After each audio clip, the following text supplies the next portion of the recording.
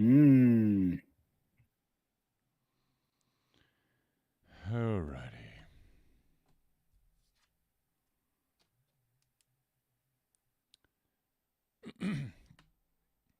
Wait. Oh, I see a face. I see two faces. Is it the correct faces? I mean, that's debatable. Well, let's hope for the best then. What could go wrong? Exactly.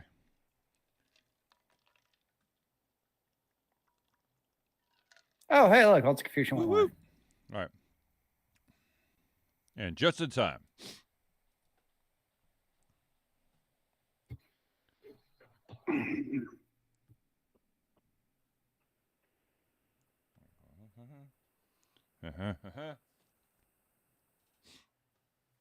All right. How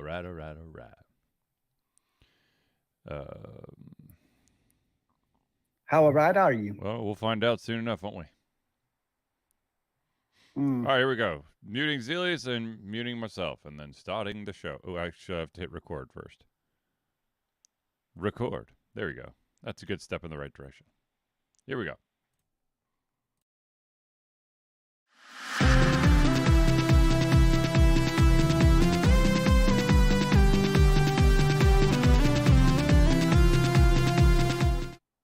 Hello, ladies and gentlemen. Welcome to another Dish Shelter Confusion Thursday Night Hangout. Word up, yo. What is going on this wonderful Thursday night? Or so I'm told it's Thursday. Well, I'm not exactly sure. But I'm sure that in the next hour and 15 minutes, we'll figure it out. So anyways. And if not, then I go to sleep as normal. Ladies and gentlemen, I, of course, am your host, Charlie, and I'm joined once again by the prolific comic himself, Zealeus. This is the Thursday night show. There's this Thursday night hangout. This is a live show where we try our best to cover the topics most important to you during the show. At any time during the show, if you want to add your comment, your topic, your question, the subject matter, whatever you would like, all you got to do is drop it in the chat, be it on Facebook, YouTube, or Twitch, and we'll try to add it to this show. Now, of course, if we do run out of time, we'll add it to the very next show. And without further ado, let's get into it. And now, Zealeus, I want you to kind of explain this reaction video thing that you posted about. So I'll let you start with that. Sure. So basically it's a dude. Let me actually get the guy's name. What's his name? So Darth Microtransactions. So he was reacted to by another very popular YouTube streamer, Asmongold, and somebody else who I haven't actually watched the original video because I don't actually know who the other person is, basically posted a video kind of questioning if Asmongold actually cares or has any respect for the streamers as he is reacting to the videos. I thought interesting because basically his argument, from what I gathered, is Asmongold is basically doing these long videos on the backs of what other people are posting and streaming on YouTube. And he basically just sits there in the corner, not doing anything, which I found an interesting take because I've watched quite a few of Asmongold's, like previous to this whole thing. I'd actually watched quite a few of Asmongold's reaction videos because they're usually tangentially related to some of the action RPGs I watch. And one of the reasons I actually watched them is because it gives a lot of feedback.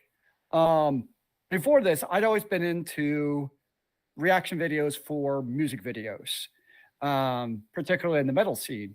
And the reaction people I usually watch are specifically because they actually give thoughtful feedback about the music videos.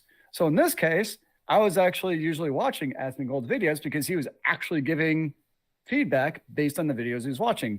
Some of it might be total and complete bullshit because at this point, really just opinions about video games. But I never really thought much of it. And then I saw Darth's video and I'd seen a couple of his based on Diablo 4 stuff. I'm like, okay. So I watched it and basically where he comes in. So he was a bit annoyed because this other person who typed in Asmongold was basically making assumptions about Asmongold's kind of what he was doing and whether or not he respects the other YouTube artists and whether it's the right thing to do. And Darth is basically like, look, he's like one of the people who's most affected by what he's posting, reacting to. And he actually went through like Asmongold's reactions. It's like, I'm one of his most reacted to people. And I can tell you, like from his perspective, that he actually likes being reacted to. He has no problem with it, because kind of like the same thing from the music video scene, it actually usually increases your engagement as a streamer.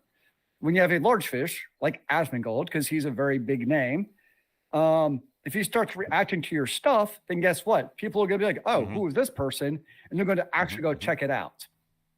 I'll admit on my end, there's a little bit of like cynicism in that, like, it does seem a little bit weird that Asmongold is making, that's streaming monies off of somebody else's videos.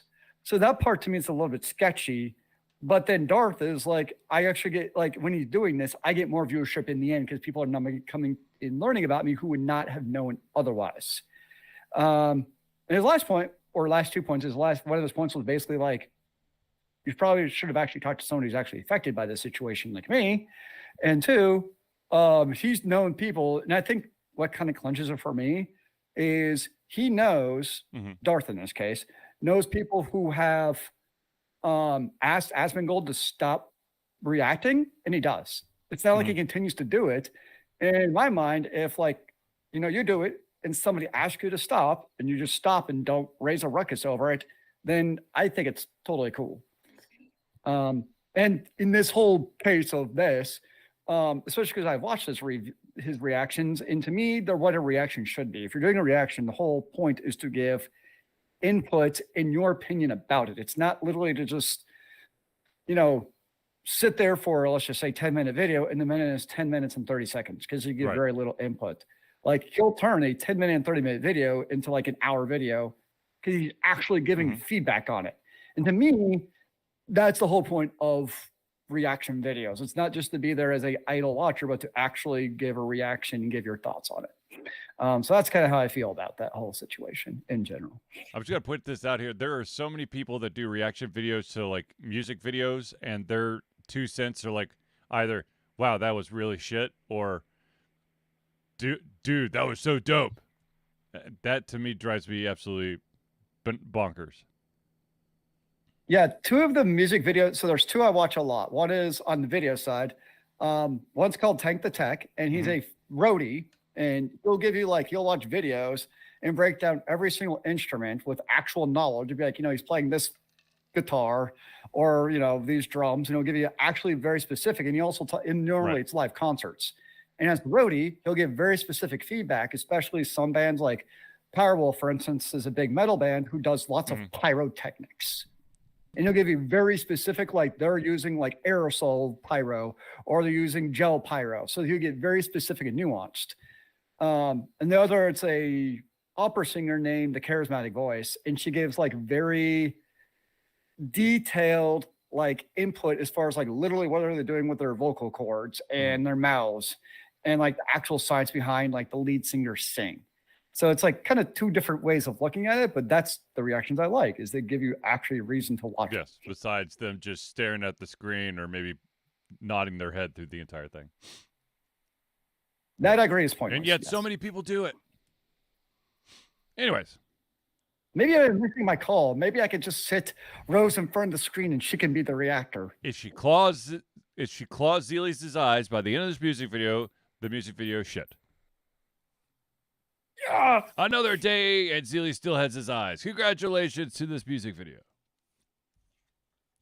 So what are your thoughts about like, I always thought music reacting was pretty straightforward, but I could see a different slant on that for like reacting to somebody else's video and basically repurposing their stream. I could see a different opinion. What about you?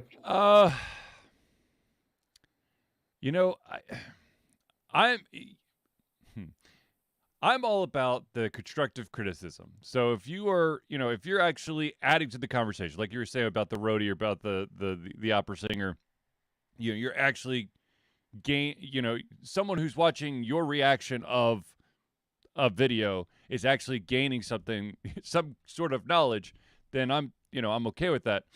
I would love to see how.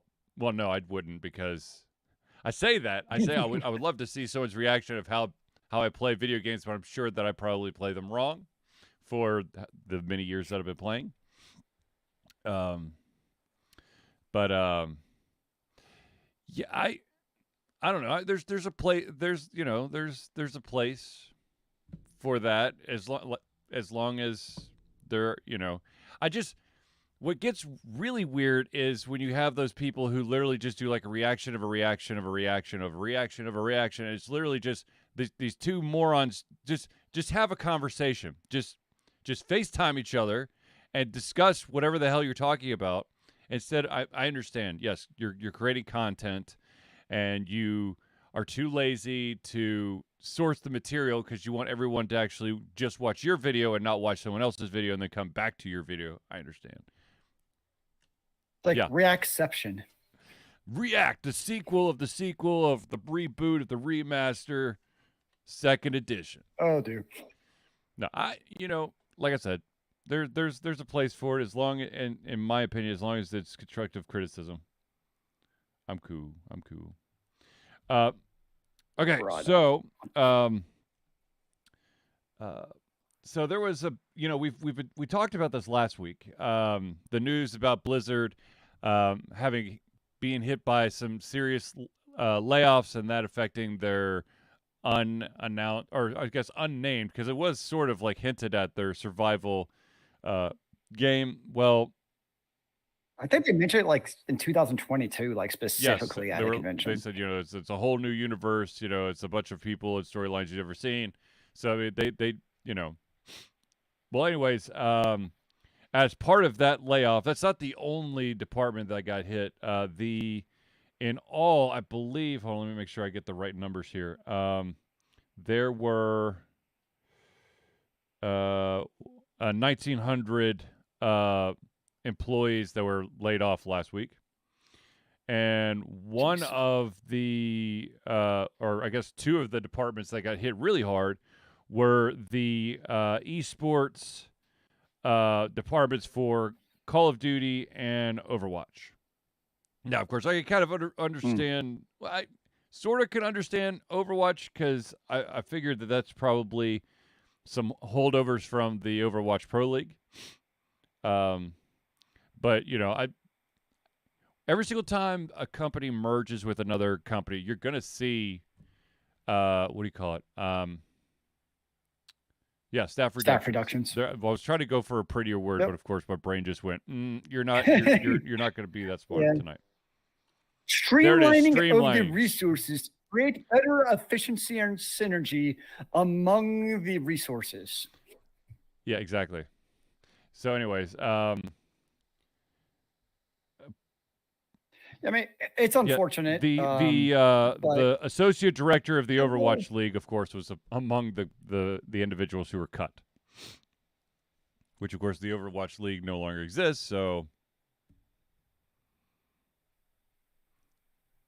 yeah, I'm rather curious to see long term, where does this actually leave Activision and Blizzard in the grand scheme of things. Oh, here's another layoff that's kind of fun. One of the other individuals who was laid off was an Overwatch caster who just last week hosted a video introduction of Overwatch 2's new esports plans. You won't be around for it. Oh. Yeah, it's unfortunately part of the game, or part of the industry. Yeah, but it's also crazy with this, though. Like, so much of the landscape is now owned by like 3 companies. Xbox, Microsoft. I mean, especially the esports, they own such a large swath of it. I mean, you got them, you got Tencent owning a lot, and then Sony.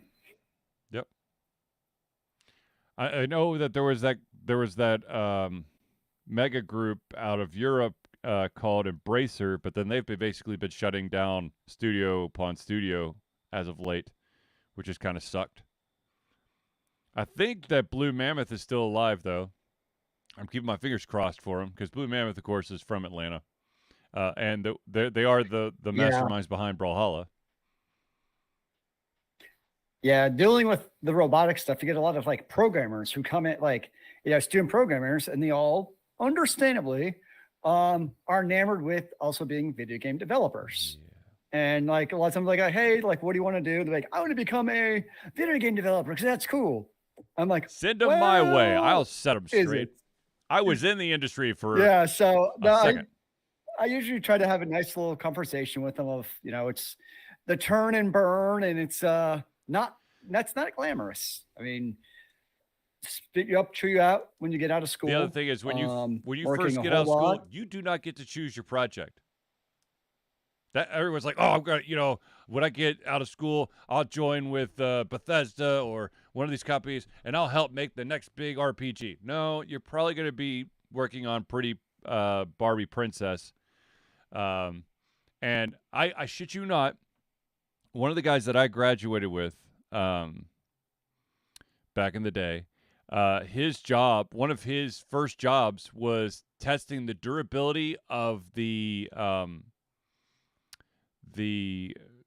disc tray for one of the consoles.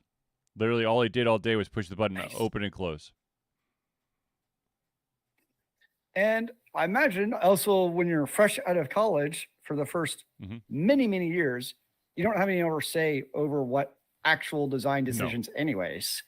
It's, you find a bug, you report it, and it just goes into a black hole somewhere. That's if you're a tester, if you find a bug. If you're a developer, it's literally just your balls are stapled to a wall, and hopefully they'll remove the staples, and you'll keep your job after they're done doing crunch after crunch after crunch. Like, I'd also assume, like, let's just say you are a developer, and let's just say Call of Duty. I imagine as a developer, you're also doing a very small niche part of the overall game as a whole. Like, you might be doing just with how do guns recoil. Yep. That's your job. That's it. Yep. Just data input.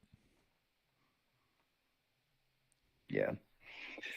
Yeah. So I see that a lot going high. I mean, I was kind of the same way in high school too at one time.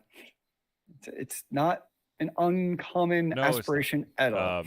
Now, speaking of games, not in the video game realm, but in the pencil and paper or tabletop realm, it turns out that for the second year straight, Kickstarter has seen a downtick in revenue from tabletop projects. Now, I think it's partially, to be honest with you, I think that one of the reasons why you're seeing 30% less on average on their campaigns in comparison to 2019. I think that part of it is that now that I think COVID helped boost those tabletop things because everyone's got to stay home. But now that everyone is going out and finding other stuff to do, I think that tabletop is probably not getting as much money, unless of course you're Nerdburger Games, and then you make exactly the amount of money that you want plus more. Yeah, I mean, it makes sense. There's going to be ebbs and flows and peaks and valleys with all things. So I'm not surprised that at some point you're going to kind of see, kind of the peak, and then maybe a couple of years they'll pick up. So if you wanted to just like get really into the numbers here, dollars pledged to successful tabletop Kickstarters, and this is in the millions, by the way, before I start, just so that I don't make it sound like no one's making any money.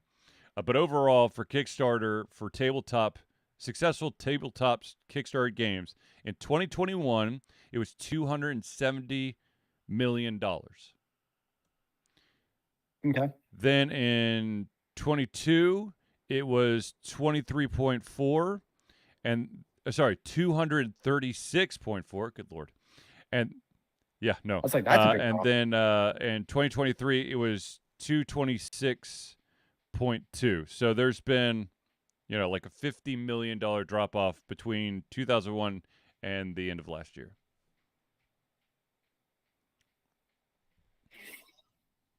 Yeah. I mean, at some point, I would also imagine there's a bit of probably Kickstarter fatigue too. Like you do so many Kickstarters from year to year. At certain points, like I have enough XYZ from this genre. Why am I True, going to and do then more also Kickstarting? you got to think as well that some of those Kickstarter projects that happened in 2021, maybe those like were like succeeded way over their initial goal. Like they really, or maybe they were their goals were a much higher thing. Maybe people are doing smaller projects now, and is being reflected. I'd be interested to see how many, like the number of projects instead of as a comparison to the amount of money, which it doesn't give me is how many projects. No, that'd be a very interesting analysis to be like, has the amount of money for a Kickstarter gone up or down is also a very relevant statistic in Now, the grand speaking scheme of things. Kickstarter, I am so freaking happy and heaving sighs of relief left and right. When I went to Chattacon, I ran into these three authors from Falstaff Books, and they were running a Kickstarter. Zealeus actually made comment to one of their book cover styles because it was a Bruce Springsteen cover, and they literally, like, with 24 hours left, they are gained 100% funding. They actually made it by $23. Yeah. Oh, geez. 227 backers, and their pledge goal was $15,000. They made it 15. What was that Kickstarter called again? New Year, New Books by Falstaff Books. And let's see. Oh yeah, that was the one with like the three different books. authors with different book series. I'm trying to see if I could get to. There we go. Now I could get to my pledge level here. Let's see. Where? 5 new books. Mine? What it was. $23. Yeah. That's awesome. Oh, where the hell's mine? I'm trying to remember which one I pledged because it should give me an indication of. No, I pledged. Gosh darn it, I pledged while I was there. Let's see here. Okay, there it is. I was just curious to see how many people at the level that I pledged. Oh, here we go. 19 people at the level I pledged. So nice. I will receive signed trade paperbacks and ebook copies of all the 5 new books. Sweet. Get them all inside. And I restarted one of the authors, John Hartness. I restarted his Quincy Harker series. It's literally like if Constantine was Southern and part vampire. So anyways, congratulations to Falstaff Books for making it by $23. Indeed, that is pretty awesome. All right. So once upon a time, there were this was about 12 years ago, there was a game that came out, and it revolutionized everything. Or maybe not revolutionized, but caught everybody's attention. And to this day, it still draws a huge-ass crowd to it on the daily. And that game, my friends, is a little thing called FTL, Faster Than Light. Oh, now, yes. The really interesting or cool thing that just came out is that there is an unofficial expansion that has been, I still can't figure out if it's just arrived. It was created by a Multiverse team. It contains 200 new ships, 800 new enemy ships, new weapons, new crew types, combat rebalancing, an overhauled UI, and new combat augments. Which, of course, means that Charlie will be once again going back to FTL and losing his effing mind. Just thinking about going to FTL stresses me out. Once upon a time, I was rocking it for a while. That stresses I was me, man. rocking it for a while. Like I literally, gosh, I don't remember when I did this, but I know that I made a big deal about it on Thursday Night Hangouts. Was that I was bound and determined to unlock all of the achievements, and I'm still short by 2. But those 2 damn things I can't do. Well, It's like 2 of them that are just unattainable all for right. me. You need to engage another 24-hour gaming marathon this weekend, and that's all you attain for is the 2. As much as I would love unlocks. to, I'm actually coaching a youth basketball game on Saturday. You have a laptop. I have to actually be an active participant. No, I cannot. Can you multitask? I cannot coach youth basketball and play FTL at the same time. I'm like 9. It'll be fine. No, this game actually will determine who the 1 seed is for the playoffs next weekend. Oh, so you guys make the playoffs no matter what? It's fine. We have the ability to get the. Anyways, FTL unofficial expansion has a ton of stuff coming. And if you're an FTL fan out there, I'm sure that you're probably jumping all over this. So, but that's exciting, man. Like, you have to buy it, or like, how do you get it? Okay, it says it's a fan-made sequel available right now. I don't know. It's a mod. So I guess I'm it's hoping. free. Interesting. Oh. I know, it's very fascinating. fascinating. Anyways, I'll be finding out about that. If anyone out there actually knows more about the FTL unofficial expansion, and maybe it's already dabbled with it, you've got to tell me how much of my life is about to be sucked away again. I mean, based on the amount of releases, it sounds like all of it. Now, speaking of gaming, I know that I'll be hinting at this later on when I talk about Patreon, but I am almost done with my playthrough, so early access playthrough, for the game The Invincible, which is okay.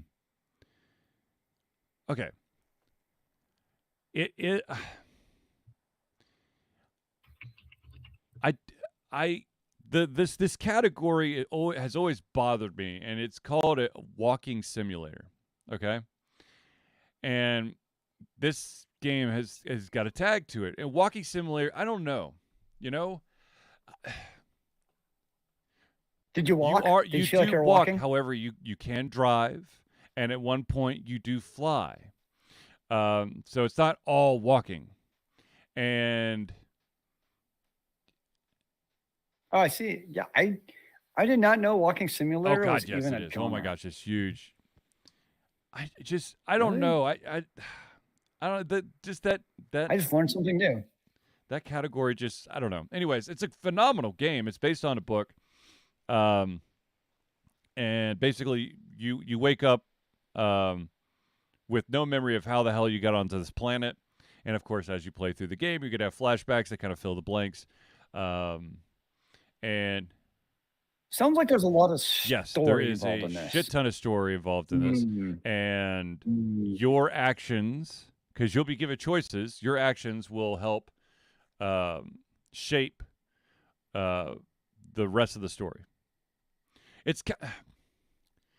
I don't know if you could technically die. And maybe that's why they call it a walking simulator, because literally you will go from point A to point B.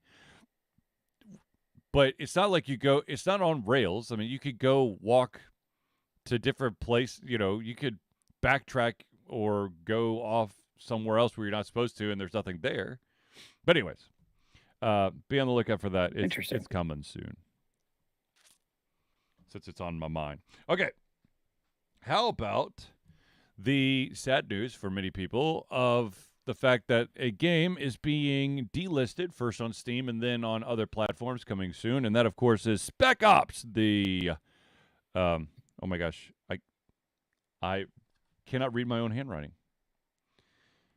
It's Story of my life. Spec Ops: The Line. On my little thing, it basically looks like it could be List or Sin, or I don't know. I wrote it really quickly, so it, you know. Anyways, Spec Ops: The Line is being delisted on Steam and it will be soon on other platforms. It is 12 years old, and they're basically stating that several of the partnership licenses are now expiring. So they are they're going to remove the ability to purchase it. However, players who have purchased the game can still download and play the game uninterrupted. 2K would like to thank our community of players who have supported the game, and we look forward to bringing you more offerings from our label throughout this year and beyond. Which, yeah, I mean, welcome to the life of perpetual licensing. Yes.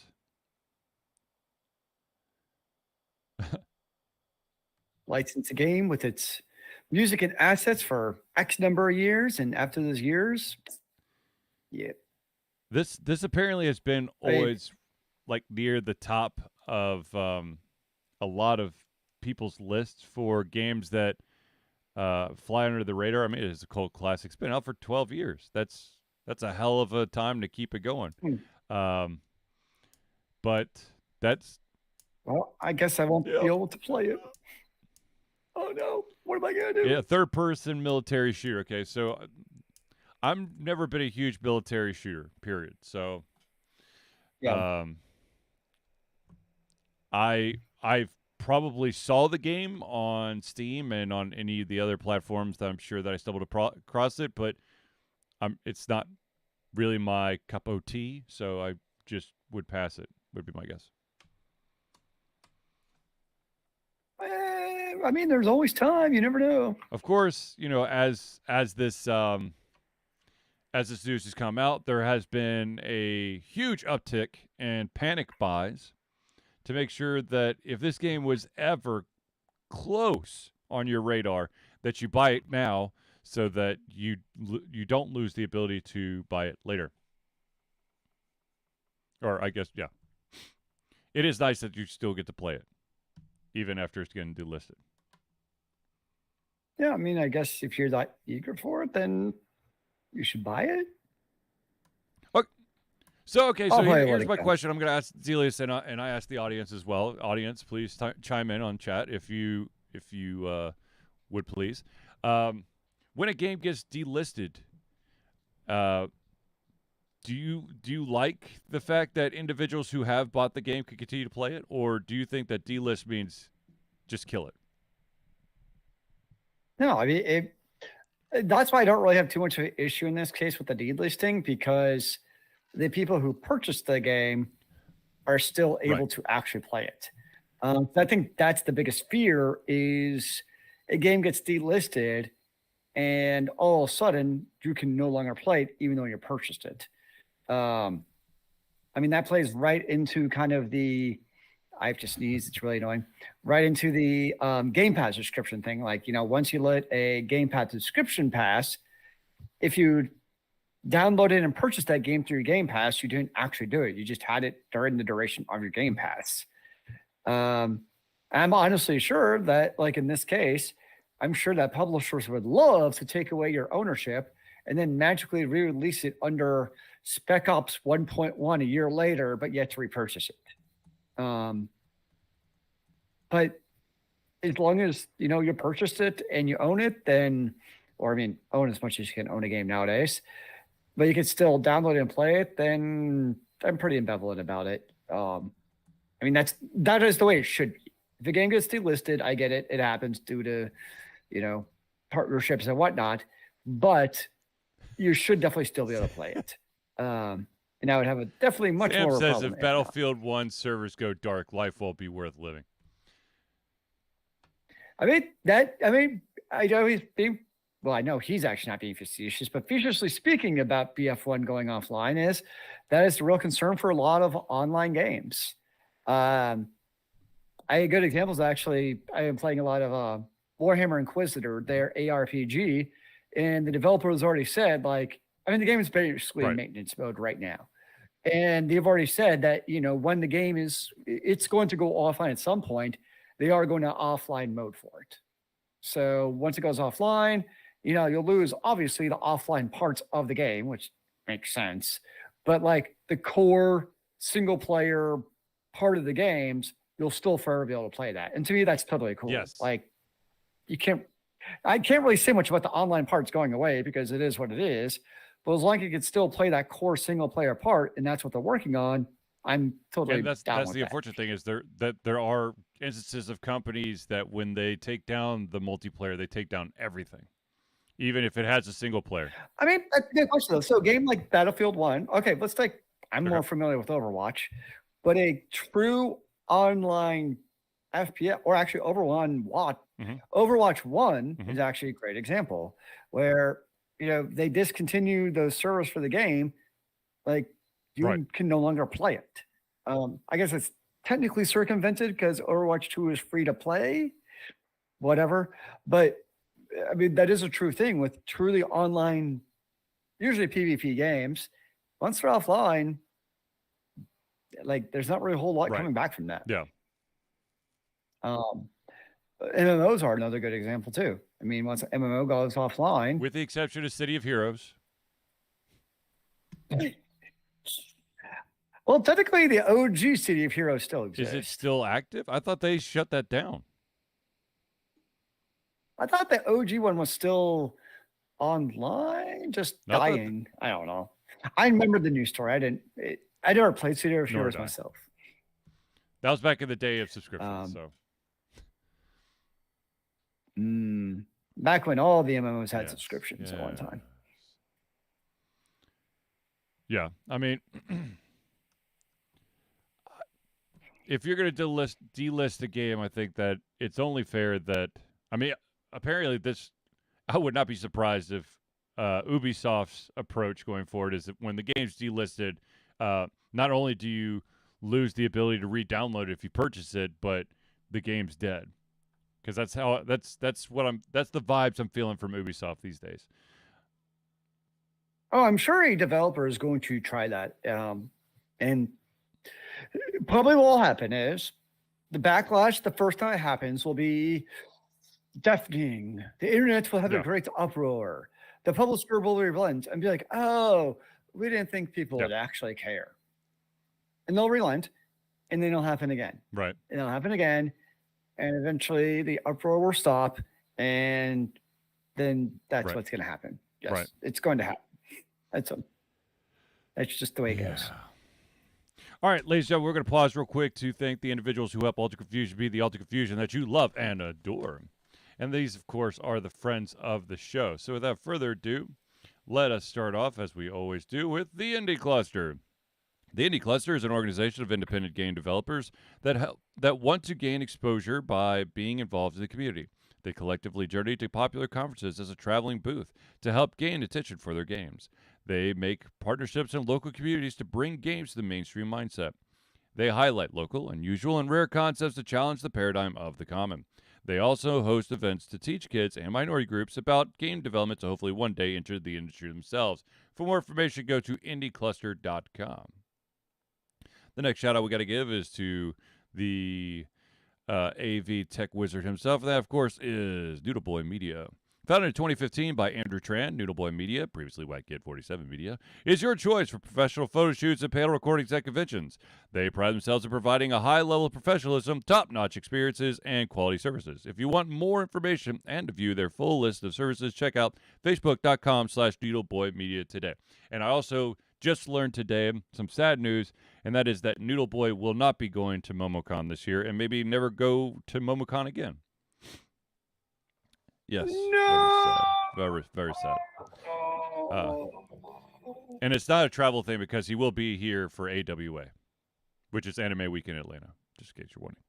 All right, the next shout out we got to give is to the individual who can help get those aches and pains out of you after long gaming sessions. That, of course, is Hero Chiropractic. Hero Chiropractic is a unique healthcare practice set up by Ryan Moore. The company's focus to elevate a patient's experience of freedom, creative expression, and joy. They believe that everyone can be a hero and has incredible heroic potential inside themselves waiting to be unleashed. Hero Chiropractic focuses on mobile chiropractic care in the greater Atlanta area. They are committed to healing clients by creating a plan of action uniquely suited for each person. They make that plan of action as convenient and affordable as possible, and most importantly, suited to your individual needs. For more information, go to herochiropractic.com. The next shout out we got to give is to the music maestro himself, the individual who helped out Alter Confusion in a weird bind. That, of course, is Crosspad Creative. Need a new logo or want to work on a full branding and content strategy? Or maybe you need music or audio for your content, just like Alter Confusion. Crosspad Creative offers a whole host of solutions for individuals and small businesses. Just email Josh at crosspadcreative@gmail.com and see what he could do for you. And the final shout out we got to give is to the original patron, the OG. That, of course, is Agile Axiom. By day, Axe leads both the development team and system administration team working with satellites at NASA's Goddard campus. But while not in meetings and many times during, he is the Agile evangelist, Agile Axe, championing the philosophy of Agile and trying to make the world a better place for software developers, testers, system admins, and software projects the world over. Decades of experience in software development and leading Agile teams are brought to bear against evil processes, inefficient work, and bad habits. For more information, go to agileaxiom.com. And of course, if you're interested in at the Agile life, check out the book that he's written. All right, ladies and gentlemen, I know that you are now dying to know, how do I become a friend of the show? Well, it's quite simple, my friends. I will tell you right here, right now. Ladies and gentlemen, Alter Confusion survives the love and support of of fans like you. And so we have a Patreon page. Patreon lets you, the fans, lovers, haters, demigods, interdimensional beings, gods, demons, aliens, mummies, werewolves, vampires, swamp creatures, supporters, and more to become active participants of the work that we love through a monthly membership. This gives you access to exclusive content, community, and insight into the creative process. In exchange, we gain a bit more freedom to do our best work and the stability we need to build an even stronger creative career. We currently have two different tiers. There's the $1 tier, that's $1 a month or $12 a year. And what that gets you is early access to all of our playthroughs, as well as the ability to participate in patron-only posts and polls. If you're feeling a little bit frisky and you would like to actually have your name or organization added to every single Thursday night hangout, that, of course, is the $5 a month. That's $5 a month or $60 a year tier. And like I said, you get everything at the $1 tier plus your name or organization added to the Friends of the Show section of every single Thursday night hangout. So if you want to become a patron of Alter Confusion, go to Patreon. That's patreon.com/altered confusion today. That is so much spelling, my brain can barely handle it. Just think about the days of when we used to spell out a lot more stuff. The other day, like, you know what I actually really hate is programs that have terrible spell check. Like, we use Slack. It's like the worst spell check. Like, it never, maybe it's just because it could become a terrible typer is very, very possible. But I feel like half the words I mistype, I can't get. So I literally copy and paste the word to Google, type it in, it auto-corrects it, and I have to type that back into Slack to get the word I was looking for. That's usually... Hashtag motherfucking first. I'm going to be totally honest with you. There are several times where I'm trying to type something out, and spell check's like, I have no idea what the hell you're doing. So I just put it in the Google search, and I just type it the way that I think it is, and then Google goes, yeah, this is the word you're looking for. That's probably obviously what I use Google mostly for nowadays is like sometimes there's words where I'm like, I don't even know how to start spelling this word because the stupid English language and our non-phonetic spelling. So an interesting topic was brought up to me, and I want to put it out there. As many of you know, at the beginning of the year, a certain IP went into the... Oh my gosh, why can I never remember this damn thing? Thank you, public domain. Public domain. I keep thinking common rights, and I'm like, that's not right. Public domain, and that, of course, is Steamboat Willie, and they, of course, are making a horror game, horror movie. And I'm pretty sure that they've been the director and writer and all, and the studio is basically sitting on the ability to actually say that they've done this until beginning of the year. But this brings up an interesting thing. What other current public domain IPs out there do you think should an individual try to do a horror movie for? I think the obvious one is Alice in Wonderland. We see all the video games based off of it. I mean, there's tons of that type of so I would say Alice in Wonderland would be my top choice. I think that a very dark, twisted Alice in Wonderland, or just a Wonderland, that game with that you could play on the PC has Alice running around with a knife in Wonderland, so it wouldn't be that big of a jump. Just saying. I don't know what else is in public domain, because I mean we are starting to get to that point where kind of the first big popular cinematographic characters are starting to matriculate into the public domain. How about this? How about this one? How about a horror movie based on Peter Pan?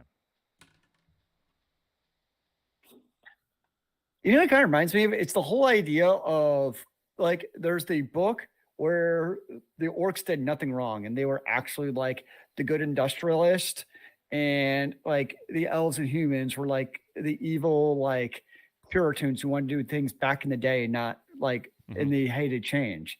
Kind of the same thing where I could see some of these do the twist where it's like Peter Pan was like actually the evil one who, Captain Hook was just trying to save the little boys and help them out. And Peter Pan wanted to be the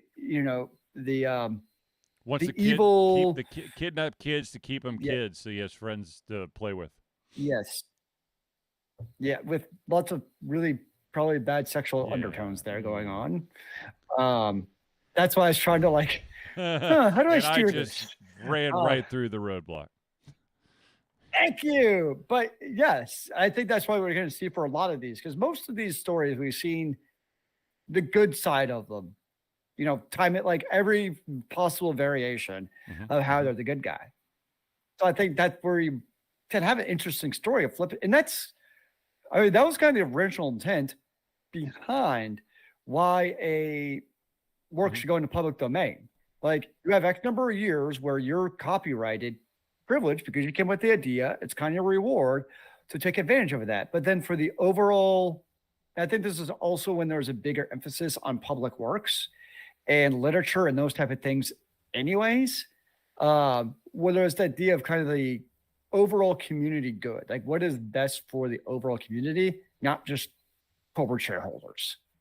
And the idea of the overall the idea of the overall community good was that ideas go back into public domain, kind of like patents expiring, because then it's overall better for society that we can all take advantage of these products and ideas instead of just being held to a small cast of people. When I say cast, I mean like social cast. So yeah, that was the whole idea, which to me, that's a kind of what is playing out, or hopefully is that some of these characters where all of the good sides have been already played out to death. And now we can see kind of the opposite side. How about Wizard of Oz?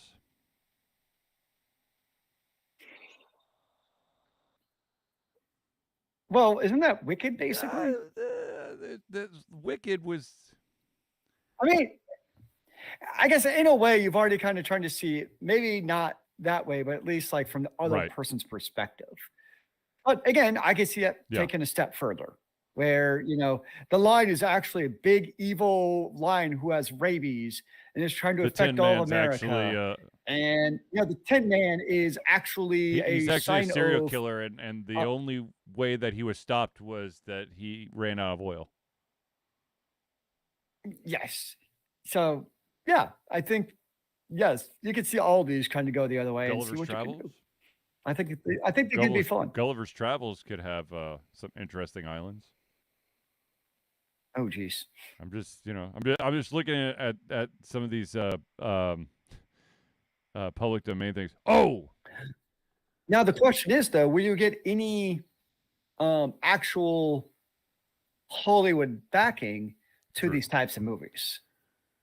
Because by and large, I don't think Hollywood's going to like them because they want to protect their own. yeah, Like they don't want to, like the entrenched Hollywood. Maybe I is a think better there way would of have putting to be a it. streaming service Where that's trying to set themselves apart.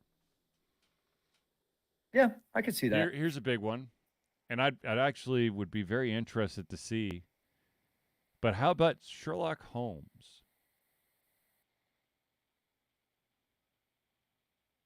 You mean House? Yeah, I mean, I think you've already. I mean, obviously not Sherlock Holmes, but we've already seen a lot of derivatives of the detective story. Yes. So that one, sure, but I don't. I think when I think of will be interesting in public domain are the more fanciful ones, like the ones you associate with, like Disney classics, basically. Disney just ruined my childhood. That's what we're gonna do. Well, I mean, most of the original Disney stories are pretty Bambi freaking dark. So it's okay, Nakamoto. It's okay. Is Bambi public domain by this point? I don't know, but she's gonna die when she is. Bambi goes after the hunters, turns into Rambo. All of a sudden, like laser bolts come like out of her antlers and can just start taking down everyone. Yeah, I'm looking it up real quick. That's what I'm talking about. Okay, which Disney characters are in the public domain? Okay, so Steamboat Willie, and then Winnie the Pooh, which is why we see we've seen the horror Winnie the Pooh. I don't consider Sherlock Holmes a Disney character, and I don't consider Robin Hood a Disney. Yes, did they do a Sherlock movie? Yes, they did. It was The Great Mouse Detective. It was phenomenal.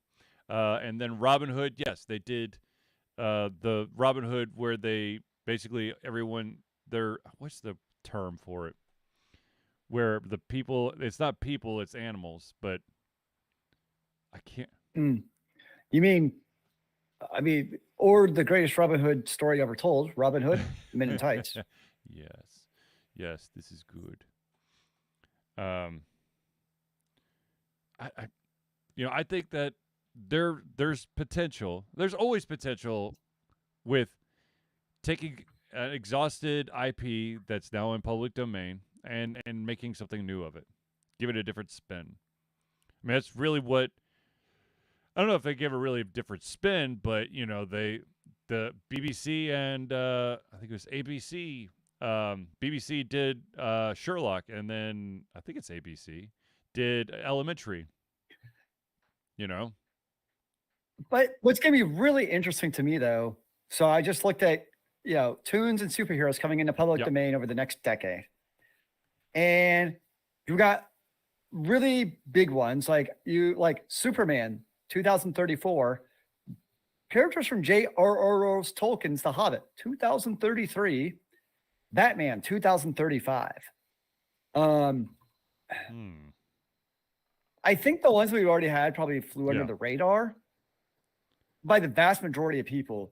But I think you get ones, especially like now you get these like Supermans and Batmans. And I think when people try making like derivatives of that, I foresee the IP holders still trying to do something about that. I don't know what, but I just don't see them letting us making our own Batman movie. Like, I don't know what they're gonna do, but I just foresee that they're gonna try to stop it somehow. Yeah. No, you're right. With that. I mean, because when original laws were made, you didn't have these, like, so much of corporate society wasn't based around these entities. Like, that wasn't consideration. And now it's completely flipped on its head where, they hold the purse strings to a lot of powerful people. So that's where I'd be very curious to see where that actually goes when some of these characters go into public domain. that a lot of if a comic book character goes into public domain, it's probably because it was a failure. I mean, not to be mean, but like, okay, so here are some of the comic book. Here's a doc. Oh Lord, what? That can't be right. This is a list of all public domain comic characters. Okay, so you have Dr. Hormone. Sure. I don't think any. Well, I mean, it could be a horror sex flick. Oh, good deal. Right. No, I just, I'm always up for, if you're going to rehash an existing property, let's try something different, Well, I mean, I would love to see the Batman story where he is truly the bad guy. Yeah. Ooh, that would be good. Ooh. I mean, that's basically the premise. I mean, you do look at some of, what he does, and especially the dirtier versions, like his Dark Knight Rises and vigilante is Vigilant. whatever the damn word is. Thank you. Yeah. Vigilanteism, yes. I mean, that's always been a subplot in his stories of, the public and the police. Granted, the police are usually corrupt on them, but still, not like in Vigilantes. That was literally like 2 seasons of The Arrow, the TV series. Was that kind of whole plot line of, he's a vigilante, he thinks he's above the law, and he's actually a bad guy because of that. So, but I think taking that a step further where he actually is the bad guy. Like, yeah. Or he's truly the bad guy, but he thinks he's the good guy. Well, of course, you would have to play that he's in his own little world. Or the Joker is the good guy and he's the bad guy. I say that Harley Quinn's actually controlling them all. I mean, Miss Margot can control whatever she wants. I don't know if she's still Harley Quinn or not. That's actually a good question. I don't know.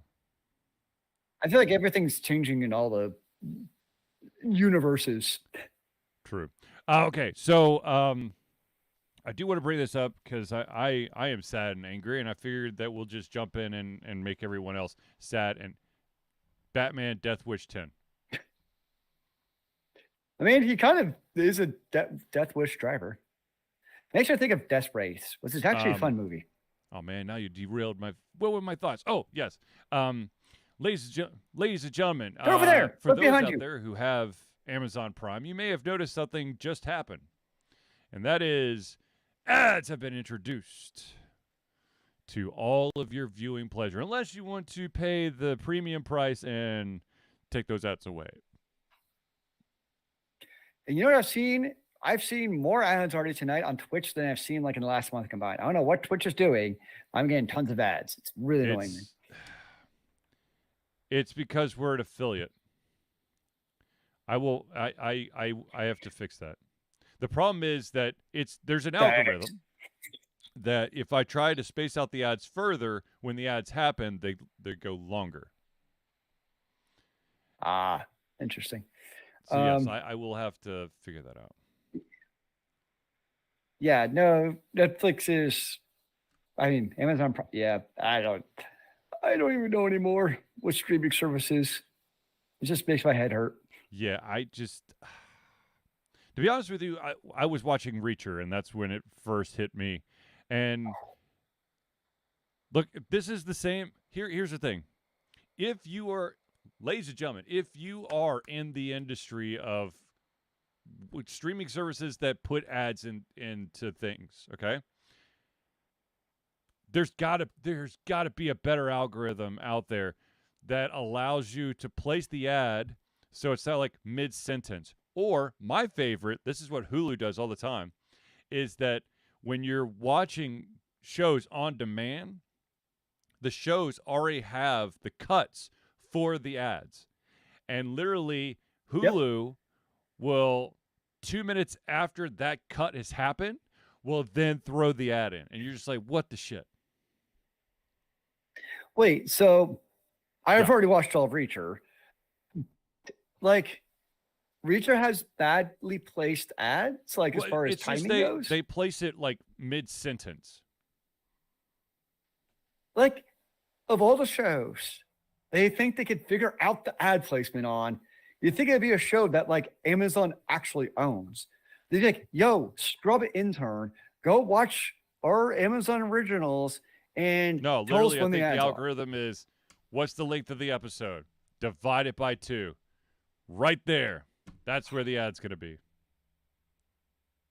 That's just dumb. That's just dumb.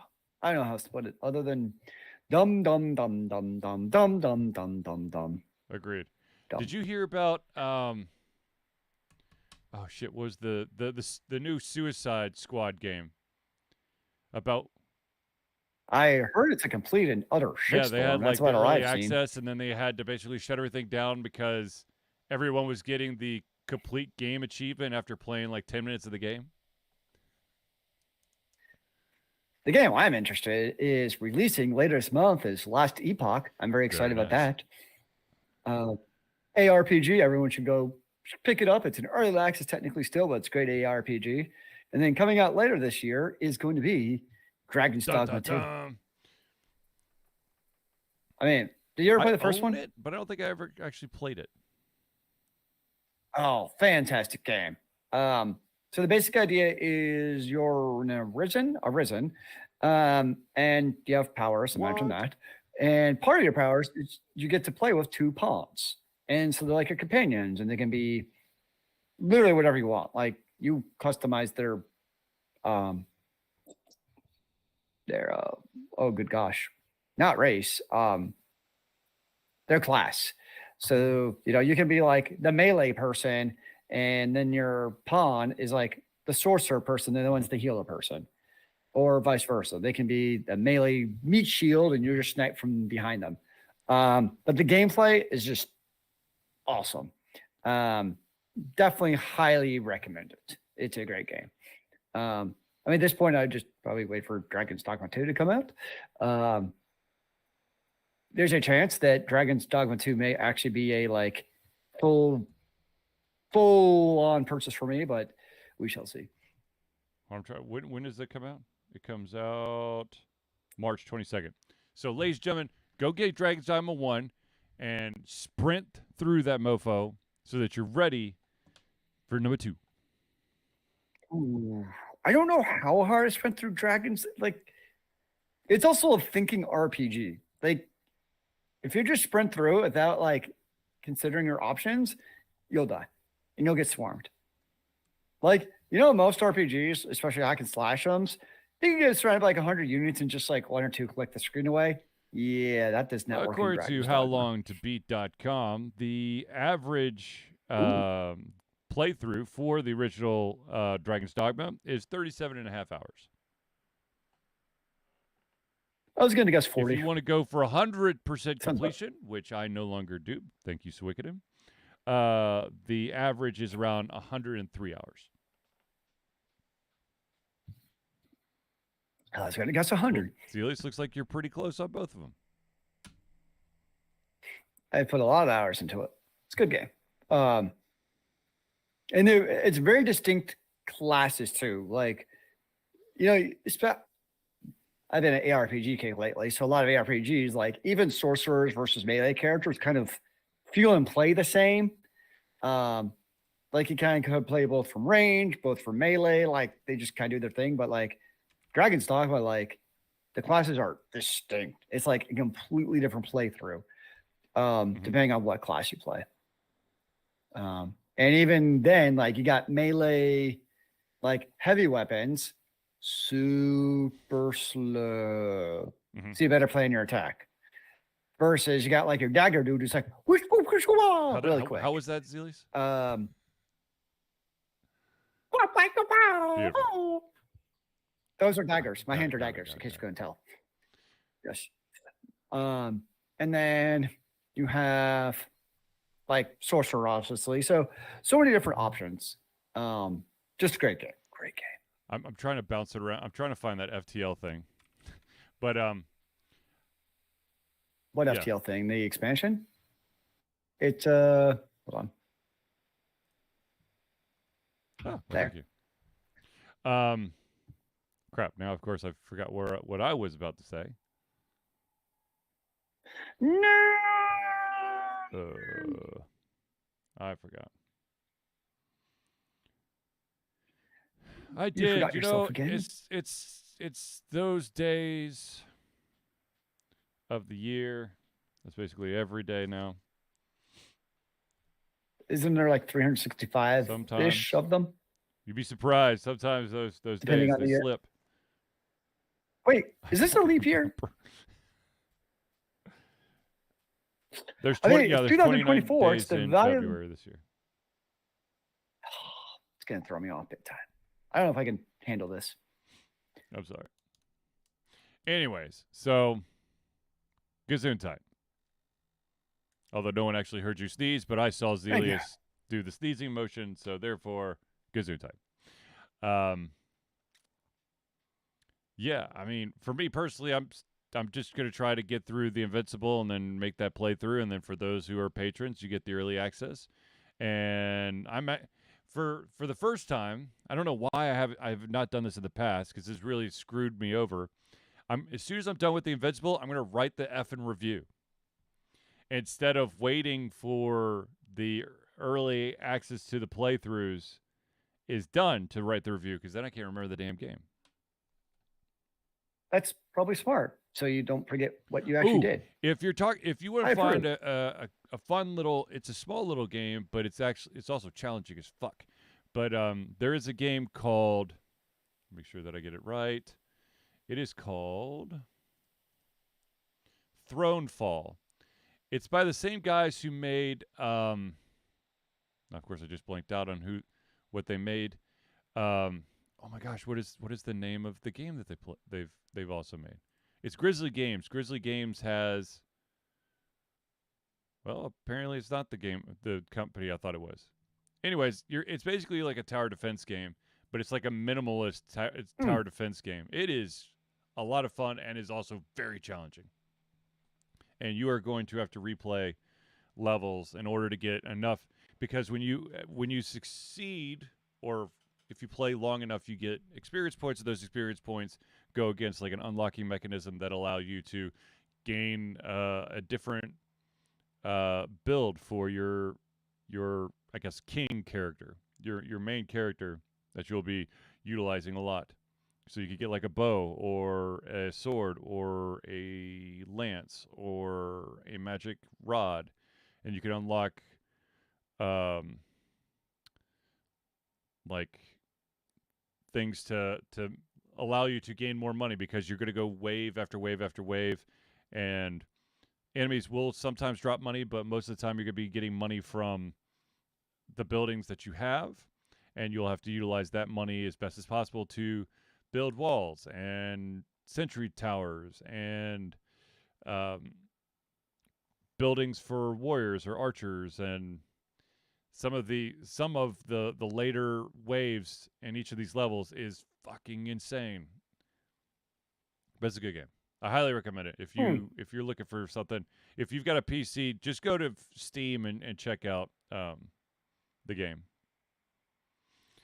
What's it called? Ask that question, because I totally play Thronefall. I mean, you said to check it out. So how do you check out a game? Yep, Thronefall. Thronefall. So, anyways, but that's my 2 cents, and I'm sticking to it. Those are some good sentences, sir. And of course, I've been watching a shit ton of anime. So, of course. But yeah. Anyways, Zealeus, any closing thoughts? It's a beautiful day to be alive. Yeah. I'm trying to. I'm trying to get a link to the first Quincy Harker book because I keep talking about it. There we go. Raising Hell. You have talked about it. Just anything by this author is pretty freaking sweet. So, in my honest opinion. But then again, I'm a huge like science fiction fantasy junkie. I mean, I just reread and had to purchase every single book separately because in the ebook store they do not sell the Great Book of Amber together. You have to buy them book by book. Yeah. But I read all 10 books again. It was Nice. a great experience, as it always is. Yeah. I just finished. What book did I actually just finished? I have to look at my order list. Have you It's really good. gone ebook, or are you still only the physical? Oh nope. I still killed trees, and I'm proud of it. My wife has finally thrown in the towel and has gone to ebooks.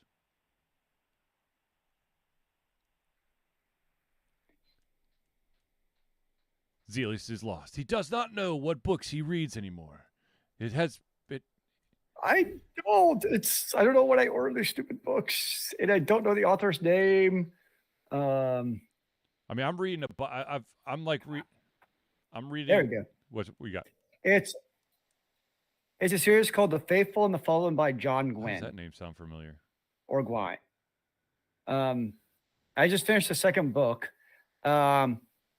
It's definitely dark fantasy. Like, it's not going to make you happy. I mean, it makes you happy, and that's very well written with good characters, and it's interesting. That part's good. But the story subject, the story matter. Yeah, it's dark.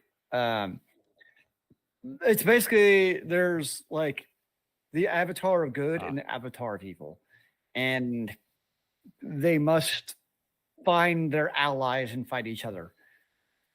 But I literally don't want to say any more than that because I'll start giving away like spoilers. But if you like kind of the darker stuff, like a Glenn Cook type of like dark, gritty, or what's the other one? Joe Abercrombie. If you like those type of books, like Joe Abercrombie, those type, like you'll really like this. It's very much the same style of lots of fights, people die, your favorite characters. Not quite as bad as George R. R. Martin, but some of your characters may not be there when you wake up to the next page. I know. But no, it's good. They're well done. The second book is better than the first one. I'd say that. And part of it, I think, for this series is like there's a lot of buildup, like because they're building up to a great big war, people, fighting and stuff. So the first book was definitely more of a buildup. And the second one's still building up. Like each book really is going to be building up for the next one. But yeah, if you like those type of books, that's definitely a solid Also, I do want to point out there that the Quincy Harker series was almost a TV show, but it fell through at the last minute. I have such mixed feelings about TV shows and books because so often the TV series has absolutely nothing to do with the damn book. And on top of that, regardless of how much it has to do with the book, is at some point it diverges. And this is movies too. It's not just books. And then like, especially like fantasy 5-size series outside of like Lord of the Rings, they just typically don't do justice at all to the original source material. Like I know, like one of the books, like one of the authors I love is Sarah J. Maas. Very popular books, throne of blah, blah, blah. At some point, it's going to be made in a TV series. But I'm afraid it's going to be something like City of Bone or any of those where it's just they get not great actors, the story diverges, and ends up getting picked up on like CW14.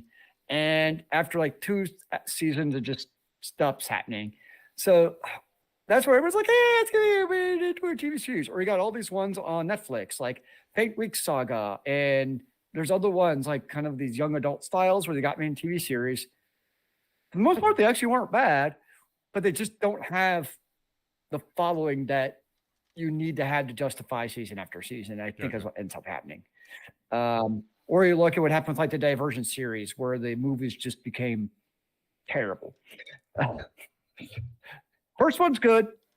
First Divergent series I thought was actually really good, and then it just. I'll throw I'll throw a book series in that was amazing, but they made one movie and it killed it. That's the Mortal Engines series. Yeah, I mean, this is a super common theme of all these great sci-fi fantasy series they try making. And outside something like Lord of the Rings, and I would argue, I know some will argue against it, but even Harry Potter remain pretty true to the original source material. I know there's diversions, obviously, but for the most part, they really did stick to the original source material. And guess what? They actually did well. But then, like, when you totally, like, a great example is actually the Sword of Shannara. It had fuck all to do with the actual books. Like, nothing. Wasn't it on MTV? I actually really enjoyed it. Probably because the story actually moved. It wasn't Terry Brooks describing a fucking table for 10 pages. That's a very fair point. And then Wizard's First Rule is another one. Same exact thing. That was Terry Goodkind. It was supposed to follow the series. It kind of did. It had like the same character names, and that's really about it.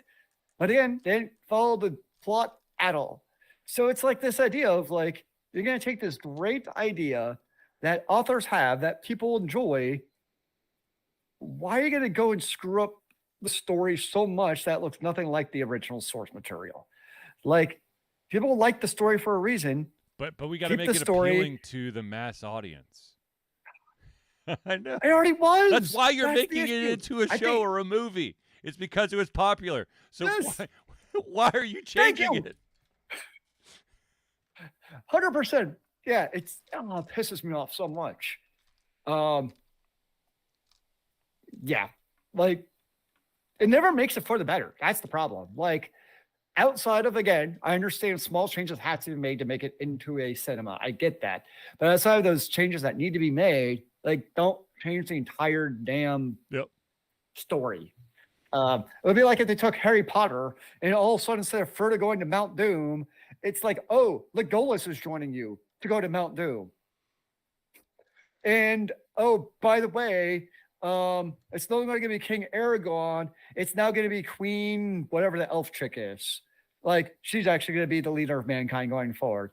Because it's going to appeal to more people because it's Liv Tyler. And people know her because she's a popular actress.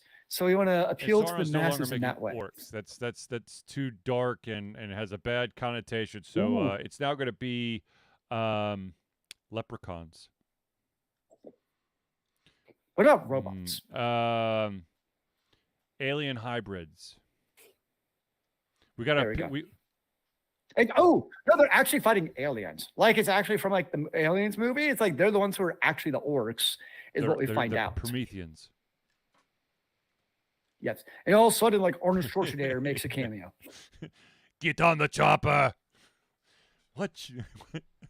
But the sad thing is, as much as we joke about it, like that's literally what they're doing to like most of this young adult stuff that they're translating from the book to the movies is they're doing exactly these weird things they joke about, and then you see it and you're like, what did they do? Yeah.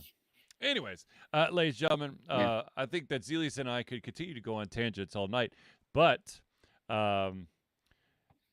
let's just call it a night. And if you have, once again, if you have any questions or topics that you want for us to talk about in the next show, just drop it in the comments of where the video is going to reside, or you go to our Discord page, hit us up on Twitter, Facebook, all those social media platforms that I'm blanking out on. But anyways, without further ado, ladies and gentlemen, thank you for tuning in to the Ultimate Confusion Thursday Night Hangout. For myself, Charlie, and Zealeus, it's been a pleasure getting ready to come our heads, our mouths, and of course, our hearts. We'll be back next Thursday for another Ultimate Confusion Thursday Night Hangout.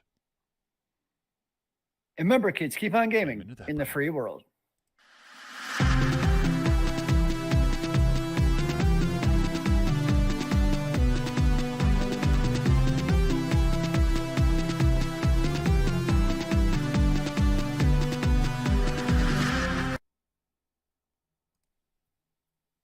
And we're back.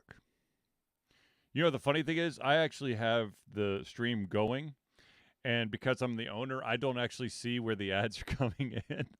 So what's really strange is, I don't know if Sam saw this, but it actually said Ultra Confusion was gone on a commercial Really? break.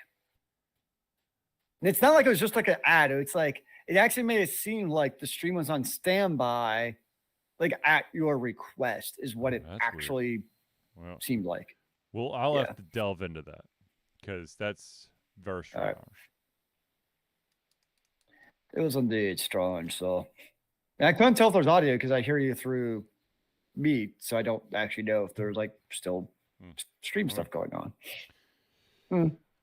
I am officially going to the orthopedist tomorrow. To get your body figured out? To get a medical opinion on my ankle because it's still pretty tender in 2 spots. I mean, I'm yes. Have you played Yes. basketball in it since you rolled it? Well, I took 2 weeks off. hi, my arm hurts. I took 2. I keep poking it. No. I don't know why. It's not like I'm taking precautions. I'm wearing the ankle brace. I iced it. I elevated it. I took the pain pills. You know, I walked around so it wouldn't get stiff. I mean, I did all the stuff, but I just want to make sure that it's just a sprained ankle. Well, for your sake, I indeed hope it is only. One of the with a guys in sprained the basketball league tore his Achilles this past week during the game, and I wasn't there, but apparently it was very audible. No, you could you could hear the pop.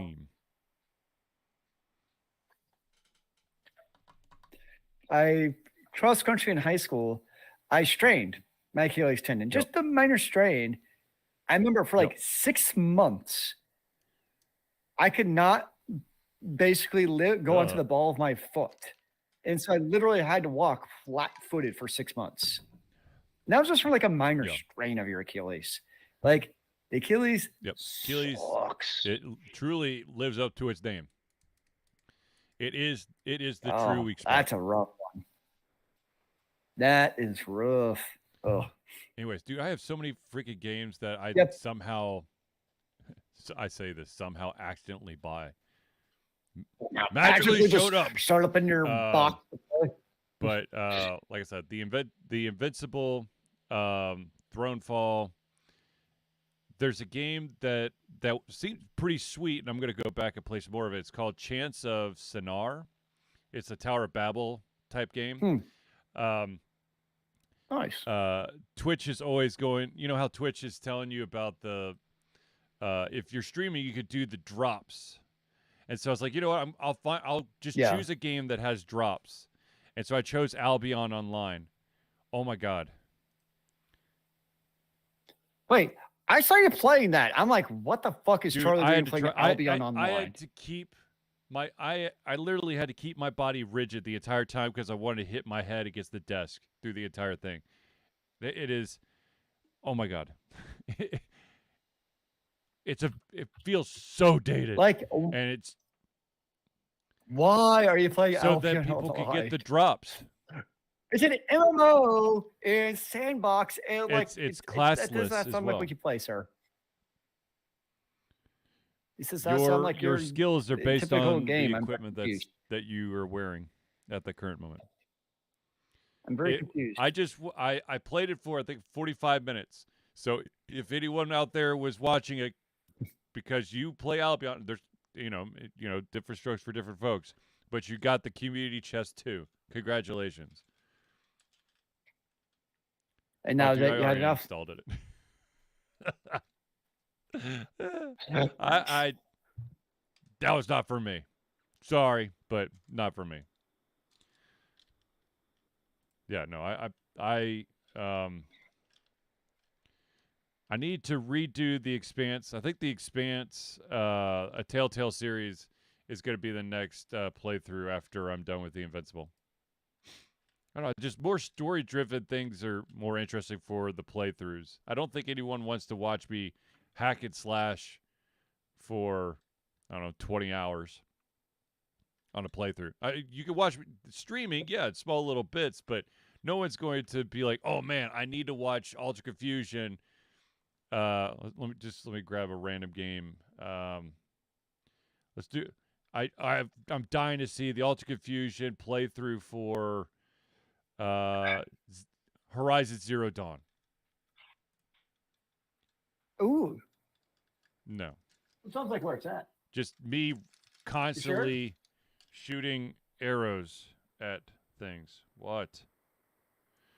Oh. I'm getting texted.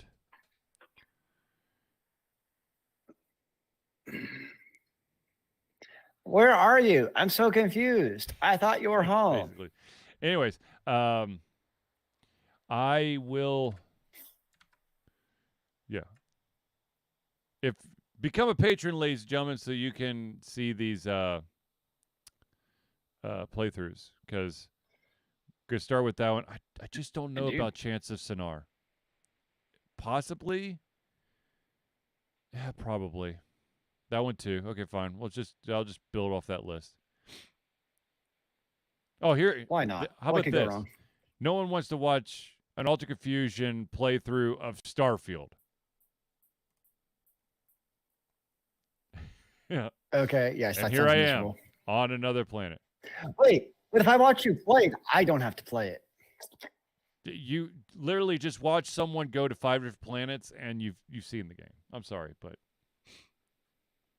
you've seen it. You've done it. I've you seen got it. the T-shirt.